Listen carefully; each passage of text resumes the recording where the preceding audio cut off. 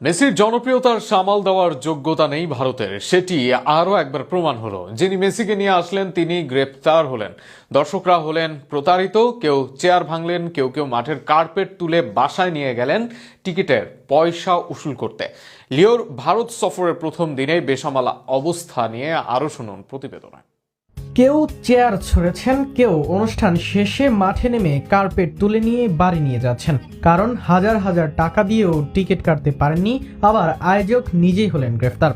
বিশ্ব ফুটবলের সর্বোচ্চ তারকাকে সামনে রেখে আয়োজন করা হয়েছিল জাঁকজমকপূর্ণ এক অনুষ্ঠানের, কিন্তু পরিকল্পনার ঘাটতি, প্রশাসনিক সমন্বয়ের অভাব এবং ভিআইপি সংস্কৃতির চাপে শেষ পর্যন্ত বিশৃঙ্খলায় রূপ নেয় লিওনেল মেসির কলকাতা সফর।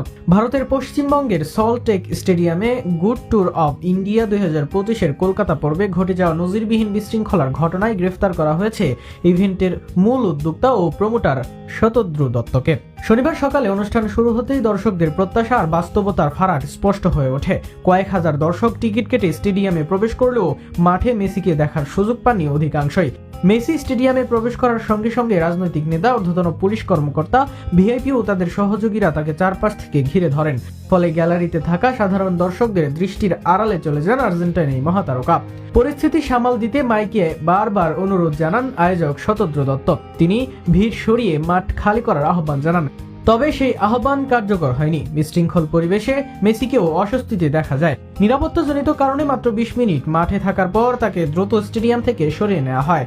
মেসিকে ঠিকভাবে দেখতে না পারা এবং অনুষ্ঠান হঠাৎ সংক্ষিপ্ত করায় ক্ষোভে ফেটে পড়েন দর্শকরা। স্টেডিয়ামে শুরু হয় ভাঙচুর, মাঠে বোতল, চেয়ার ও অন্যান্য সামগ্রী ছুঁড়ে মারা হয়। আয়োজকদের ব্যানার ও ফেস্টুন ছিঁড়ে ফেলা হয়। পরিস্থিতি নিয়ন্ত্রণে আনতে পুলিশ ও র্যাব বাহিনী লাঠিচার্জ করতে বাধ্য হয়। ঘটনার পর আয়োজকদের ভূমিকা ও নিরাপত্তা ব্যবস্থাপনা নিয়ে ব্যাপক সমালোচনা শুরু হয়। ফলে কলকাতার এয়ারপোর্ট থেকে গ্রেফতার হন প্রধান আয়োজক নিজেই। পশ্চিমবঙ্গ পুলিশের এডিজি জাভেদ শামীম গ্রেফতারের বিষয়টি নিশ্চিত করে জানান, জননিরাপত্তা বিঘ্নিত হওয়ায় আইনানুগ ব্যবস্থা নেওয়া হয়েছে। এই ঘটনায় ভারতের বড় তারকাদের নিয়ে ইভেন্ট আয়োজনের প্রস্তুতি ও সক্ষমতা নিয়েও নতুন করে প্রশ্ন উঠছে।